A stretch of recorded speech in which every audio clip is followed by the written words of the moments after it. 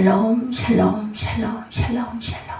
하나님 사랑합니다. 여러분 주 안에서 사랑합니다. 출애굽기 14장 1절에서 14절 기도는 최고의 능력이다, 이런 제목으로 함께 은혜를 나눕니다. 14장 1절부터 보죠. 야훼께서 모세에게 말씀하여 이르시되 이스라엘 자손에게 명령하여 돌이켜 바다와 믹돌 사이에 비하의 히롯 곧 바알스본 맞은편 바닷가에 장막을 치게 하라.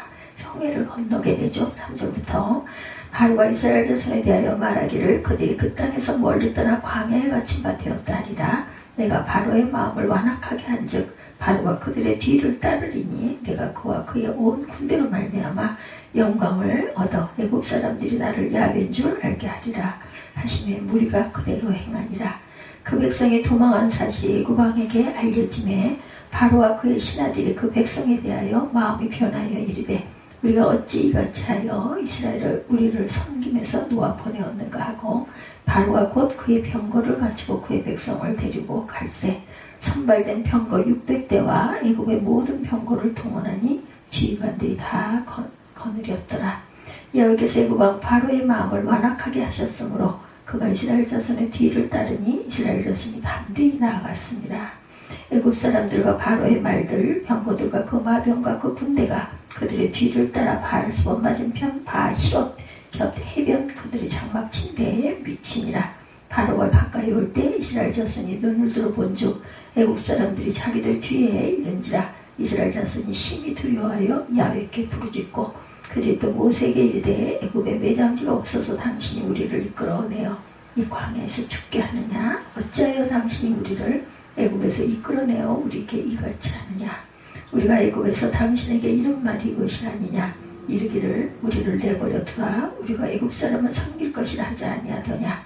애굽 사람을 섬기는 것이 광야에서 죽는 것보다 낫겠노라. 모세가 백성에게 이르되 너희는 두려워하지 말고 가만히 서서 야훼께서 오늘 너희를 위하여 행하시는 구원을 보라. 너희가 오늘 본 애굽 사람을 영원히 다시 보지 아니하리라. 야훼께서 너희를 위하여 싸우시기니 너희는 가만히 있을지니라. 너희는 가만히 있어라. 이렇게 말씀하시죠. 기도는 최고의 능력입니다. 어느 무명의 그리스도인의 기도문에 이런 기도가 있어요. 주님, 저는 출세를 위해 당신께 힘을 구했으나 당신은 순종을 배우도록 저에게 연약함을 주셨습니다. 주님, 저는 위대한 일을 하고자 건강을 구했으나 당신은 그보다 선한 일을 하도록 저에게 병고를 주셨습니다. 주님, 저는 행복을 위해 부귀를 구했으나 당신은 지혜로운 자가 되도록 저에게 가난을 주셨습니다. 주님, 저는 만민으로부터 우러러 존경받는 자가 되려고 명예를 구했으나 당신은 저를 비참하게 하셔서 당신만을 바라보도록 하셨습니다. 비록 제가 당신께 기도한 것은 하나도 받지 못한다 하더라도 당신이 저에게 바라시는 모든 것을 주셨으니 참으로 감사를 드립니다. 이 무명인의 기도가 진정한 기도이지 않나 생각이 됩니다. 기도란 나의 뜻을 이루기 위해 기도하는 것이 아니라 하나님의 뜻이 이루어지기를 구하는 것이 진정한 기도죠. 하나님의 뜻이 이루어지리다. 주기도문송에도 이렇게 되어 있죠. 그리스도인들에게 기도는 하나님이 주신 최고의 은혜이고 최고의 능력이며 최고의 선물입니다. 오늘 기도가 왜 그렇게 중요한지에 대해서 몇 가지 살펴보면서 은혜를 나누죠. 첫 번째로 기도가 왜 그렇게 중요할까? 중요하죠. 우리가 가야 할 삶의 길을 열기 때문에 중요합니다. 우리의 문제를 해결하고 우리의 절망의 문을 열게 하고 우리가 가야 할 길을 기도가 열어주기 때문에 그렇게 기도는 중요합니다. 우리 자녀의 취업의 길을 열어주세요. 이렇게 기도하기도 합니다. 우리 사업장이 다시 회복되도록 길을 열어주세요. 우리 자녀 진학의 길을 열어주세요. 여러 가지 기도의 제목들, 현실적인 제목들이 많이 있습니다. 우리 부모의 병이 낫도록 길을 열어주세요. 우리들이 끊임없이 열리길 원하는 그 모든 길들이 내 주 하나님께서 간구함으로 이루어진다는 놀라운 사실이 다시 한번 기억해 보시기 바랍니다. 요셉은 기도하는 사람으로 그렇게 하나님의 그러한 그 비전의 꿈을 꾸며 성취하였고, 야곱도 약복강에서 그렇게 기도함으로 문제를 해결받았고, 세례 요한도 밤모섬에서 그렇게 기도함으로 계시록의 놀라운 영광을 보게 됩니다.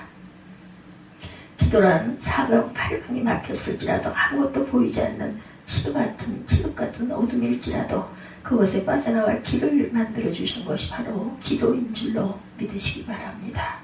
능히 할 수 없으나 내가 야훼께 부르짖었더니 주께서 길을 만들어 주시더라는 것이죠.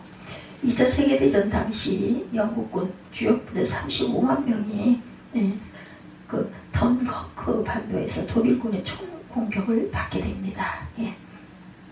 던커크 반도입니다. 35만 명 영국군 주력 부대 독일군의 총격을 받게 돼요. 독일군은 영국 함락이 눈앞에 있다고 생각했고 육해공의 총공세를 준비합니다. 영국군은 큰 위기를 맞게 돼요. 당시 수상이었던 첫지 비상방송 연설을 합니다. 우리 영국의 아들 35만 명을 우리는 잃게 되었습니다. 우리 함께 기도합시다. 영국 수상 처치입니다. 방송을 듣던 모든 국민들은 일손을 놓고 하나님의 도우심을 바라며 간절히 하나님께 기도하기 시작하죠. 근데 놀라운 일이 벌어집니다. 독일군 진영에 폭우와 폭풍이 몰아쳐 비행기가 뜰 수 없었고 전투함들도 출발할 수가 없었어요. 그 사이 영국군은 도보 해협을 건너 무사히 탈출을 하게 됩니다. 그리고 재정비하여 연합군의 승리로 2차 대전이 끝이 나죠. 기도는 모든 문제 해결의 시작이 되어야 한다는 거 전심으로 믿고 받아들이시기 바랍니다. 오늘 본문에도 모세와 이스라엘 백성이 출애굽할 때 앞에는 홍해바다 뒤에는 바로의 군대입니다. 그때 온 이스라엘 백성은 하나님께 기도하고 부르짖죠. 물론 모두가 기도함으로 부르짖는 것은 아닌 거죠. 그런 상황에 모세를 오히려 적대시하고 원망한 자들도 있다고 성경에는 기록되어 있습니다. 그때 모세가 백성들에게 14장 13,14절이죠. 모세가 백성에 이르되 너희는 두려워 말고 가만히 서서 야훼께서 오늘날 너희를 위하여 행하시는 구원을 보라. 너희가 오늘 본 애굽 사람들은 또다시 영원히 보지 못하리라. 야훼께서 너희를 위하여 싸우시리니 너희는 가만히 있을지니라. 그리고 홍해는 갈라집니다. 바닷물이 좌우에 벽을 만들고 길을 여니 이스라엘 백성들이 그 길을 따라 홍해를 건너가고 그 길로 애굽의 병사도 쫓아오지만 그들은 갈 수 없는 길이었죠. 좌우에 물벽이 닫히고 길이 사라지며 그들은 홍해에 수장되고 맙니다. 오늘 본문에서 기도가 길을 만들고 이스라엘 백성을 구원하는 모습을 보니 너무나 행복하죠. 그리고 정말 중요한 사실은 이 홍해의 길이 만들어지기 전에 하나님께 기도함으로 부르짖는 백성들도 있었지만 모세를 원망하는 백성들도 있었습니다. 그들 또한 죽음에서 구원받을 수 있는 은혜를 입었다라는 것이죠. 가끔 기독교 서점에 가보면 아내의 기도로 남편을 돕는다, 남편의 기도로 아내를 돕는다라는 책들을 보게 됩니다. 그만큼 남편을 위한 아내의 기도가, 아내를 위한 남편의 기도가, 그리고 무엇보다 자녀를 위한 부모의 기도가 얼마나 아름답고 소중한 기도인지 우리는 돌아보아야 할 것입니다. 그것뿐일까? 이 나라와 민족을 위해서도 나의 이웃을 위해서도 전쟁으로 고통받는 사람들을 위해서도 이 모든 기도가 중보기도가 되어서 얼마나 위대한 역사를 하는지 다시 한번 돌아봐야 할 줄 믿습니다. 그저 기도할 뿐 길을 여는 이는 야훼신이 나에게 최고의 것으로 인도하시는 하나님의 역사만 지켜보시면 됩니다. 기도는 우리의 막혔던 담을 헐고 우리 보이지 않는 길을 여는 하나님의 최고의 선물인 것을 믿으시기 바래요. 그리고 두 번째, 기도가 왜 그렇게 중요할까? 내가 가지고 있는 계획이란 생각을 바르게 잡아주고 최고의 중심주 역할을 하는 것이 기도라는 놀라운 사실을 기억하시기 바랍니다. 우리에게는 실수가 있지만 하나님은 실수하지 않으시죠. 우리가 우리의 길을 계획할지라도 그 걸음을 인도하시는 이는 야훼 하나님이시라. 우리는 부족하여도 우리의 모든 판단과 계획이 전부 옳은 것만은 아니기 때문이죠. 내가 하나님께 기도하는 것은 내가 계획한 것이 옳은 길을 가는 것인가에 대한 확실한 검증을 받기 위해서다. 우리가 너무나 잘 아는 선지자 요나, 여러분들 아시죠? 니느웨에 가서 복음을 전파하려 하였더니 도저히 니느웨에 가서 복음을 전할 수가 없어서 결국 다시스로 도망을 가서 그 요나가 하나님께 붙들려 큰 물고기가 삼켜버리죠. 요나는 물고기 뱃속에서 기도합니다. 요나가 물고기 뱃속에서 하나님 야훼께 기도하여 가로되 내가 받은 고난을 인하여 야훼께 불러 아뢰어 쌌더니 주께서 내게 대답하셨고 내가 수월의 뱃속에서 부르짖어 쌌더니 주께서 나의 음성을 들으셨나이다. 요나서 2장 1, 2절이죠. 요나가 준비한 것을 아시고 요나를 니느웨에 토해내시게 하신 하나님, 결국 요나는 그렇게 죽인다 해도 싫었던 니느웨에 복음을 전합니다. 요나가 왜 도망갔어요? 사람이고 요나가 하나님은 명령하시지만 다른 곳에서 다 복음을 전하려 가기는 도저히 니느웨는 못 가겠다라는 것이죠. 용서가 되지 않아서. 아수르 나라의 수도죠. 니느웨는. 이 아수르가 요나의 사명을 받기 전에 이스라엘을 침공했었습니다. 근데 그들이 이스라엘 백성에게 행한 일이 너무나 참혹했어요. 일본은 2차 세계대전 중 731 부대를 만들어 산 사람을 가지고 생체 실험을 했다고 합니다. 그 생체 실험이 얼마나 참혹했는지 역사의 기록들을 보면 도저히 상상할 수 없었다고 해요. 아수르 병사들도 그렇게 포악했고 그 포악한 악행을 이스라엘 백성들이 당해야만 했습니다. 요나는 그 모습을 똑똑히 지켜보았고 요나 자신이 하나님의 사명을 받은 선지자지만 자신도 이스라엘 백성으로서 도저히 그것이 용납이 되지가 않았다는 거죠. 그래서 요나는 하나님이 아실 것이라는 것을 알면서도 다시스로 도망을 가게 되죠. 알 것이라는 것을 알면서도 도망가는 요나의 모습을 보면서 오죽하기 싫었으면 저랬을까 하는 생각도 듭니다. 그러나 하나님께 당연히 붙잡혔죠. 이제는 배가 아닌 물고기 뱃속에서 위로 거슬러 올라 결국 니느웨로 토해집니다. 니느웨 성에 들어가고 이들에게 회개하라고 전해야 했는데 도저히 입이 떨어지질 않아요. 이 요나는 속으로 외칩니다. 차라리 회개하지 않고 멸망해 버렸으면 좋겠다. 그리고 대충 알아듣지 못하게 얼버무리며 복음을 전했겠죠. 자기는 대충 얼버무려 복음을 전했는데 제대로 그들은 알아듣습니다. 그들이 회개를 하죠. 죄를 뒤집어 쓰고 울면서 진짜 제대로 회개합니다. 이제 저들이 멸망하지 않게 생겼어요. 멸망할 줄 알고 멀리서 방울코를 쓰고 쳐다보던 요나가 그 모습을 보니 짜증이 나서 짜증을 냈죠.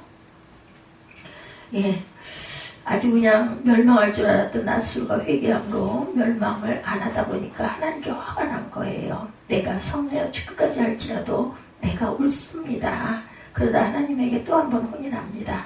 하나님이 내가 수고도 아니하였고 재배도 아니하였고 하룻밤에 났다가 하룻밤에 말라버린 이 방울구를 아끼거든. 하물며 이 큰 성읍 니느웨에 좌우를 분별하지 못한 자가 12만 명이요 가족도 많이 있나니 내가 어찌 아끼지 아니하겠느냐.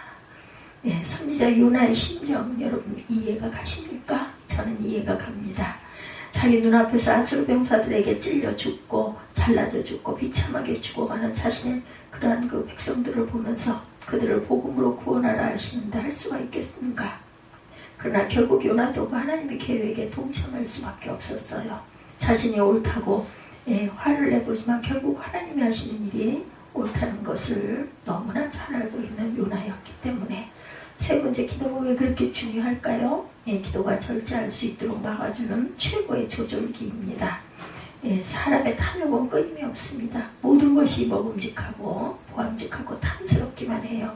가지고 있음에도 불구하고 조금만 더 끊임없이 외치는 부류의 사람들이죠. 아무리 돼지라도 자기 윗속에 어느 정도 차면 안 먹어요. 그러나 오직 사람만이 먹으면 끝까지 차올라도 한없이 먹어대고 심지어는 토하고 다시 먹는 것이 사람이라고 합니다. 기도는 사람에게 절제하는 법을 가르치는 최고의 조절기이다. 성령의 9가지 열매 여러분들 아시죠? 사랑과 희락과 화평과 오래 참음과 자비와 양선과 충성과 온유와 절제입니다. 절제가 가장 마지막에 기록된 것이 너무나 소중해 보이죠. 앞에 8가지를 다 소유했대도 모든 것을 절제할 수 있는 능력이 없으면 결국 무너지고 말이기 때문이다. 사람은 완전하지 못한 존재라서 아무리 좋은 곳이라도 지나치면 해가 될 수 있는 법을 알아야 하기 때문이다. 도박장에 가면 3가지가 없다고 그러죠. 시계가 없고 시계가 없어요. 지금이 아침인지 저녁인지 모른다고 그러죠. 둘째는 창문이 없어요. 눈높이로 도박 가게만 보이게 만들었습니다. 셋째는 거울이 없습니다. 거울로 자신의 얼굴을 보면 안 되죠. 그러면 깨닫겠죠. 내 얼굴이 왜 저래? 내가 지금 뭐하고 있는 거야? 아니 왜 저 얼굴이 저 지경으로 생겼지? 뭐 이러겠죠. 예. 집에 저울은 꼭 놔야 되겠다. 거울은 꼭 놔야 되겠다. 그래야 뱃살이 더 나오는지 볼 수 있어요. 조금이라도 절제하니까. 결국 도박정에는 절제할 수 없도록 모든 것이 맞추어져 있더라는 것이죠. 사단이 제일 싫어하는 것이 사람이 깨달는 것입니다. 이러면 안 되는데 다윗은 모든 권력을 쥐었던 왕이고 피를 많이 흘린 정치인이기도 합니다. 그럼에도 불구하고 다윗의 모든 삶이 절제를 이루며 중심을 잡을 수 있었던 것은 밤마다 침상을 적시며 하나님께 기도했던 그의 모습 때문이었지 않았겠는가. 기도하지 않으면 자신 지금 어디에 있는지를 정확히 알 수가 없습니다. 내 믿음이 어디에 있는지, 내 생각이 어디에 있는지 기도를 통해 제대로 볼 수 있어야 깨달는 기회도 오겠죠. 첫째로 기도는 길을 여는 최고의 선물이다. 여러분이 막혔던 모든 길이 열려 하나님의 놀라운 은혜를 경험하는 저와 여러분들이 되시기를 축원합니다. 둘째로 기도는 나의 계획과 생각을 바르게 이끌어주는 최고의 선물이다. 여러분들이 많은 계획을 세울지라도 그 걸음은 야훼가 바르게 인도하도록 기도하시기 바랍니다. 셋째 기도는 내가 탐욕의 길로 가지 않도록, 막힌 길로 가지 않도록 우리를 조절해주는 최고의 선물이다. 이 은혜가 여러분과 함께 하셔서 믿음으로 승리하는 복된 2026년 5월 6월이 되시기를 주님의 이름으로 축복합니다. 기도는 최고의 능력, 이런 제목으로 함께 은혜를 나눴습니다. 기도하시겠습니다.